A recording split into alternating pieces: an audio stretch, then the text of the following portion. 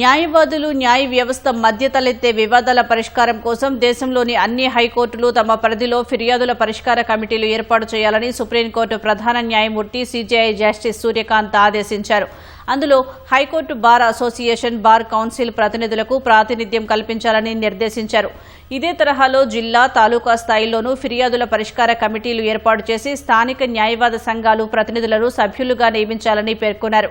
ఇలాంటి సంస్థాగత వ్యవస్థ ఏర్పాటు ఉంటేనే న్యాయవాదులు న్యాయ వ్యవస్థల మధ్య తలెత్తే సమస్యలను ఆమోదయోగ్యంగా నిర్దిష్ట గడువులోగా సుహృద్భావ వాతావరణంలో పరిష్కరించడానికి వీలవుతుందని అభిప్రాయపడ్డారు.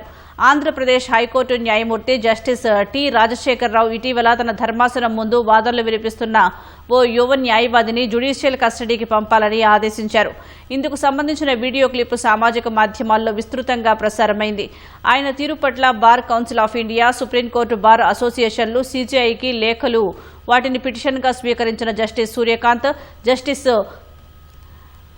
జోయ్ మాల్యా బాగ్చిలతో కూడిన ధర్మాసనం సోమవారం విచారణ చేపట్టింది.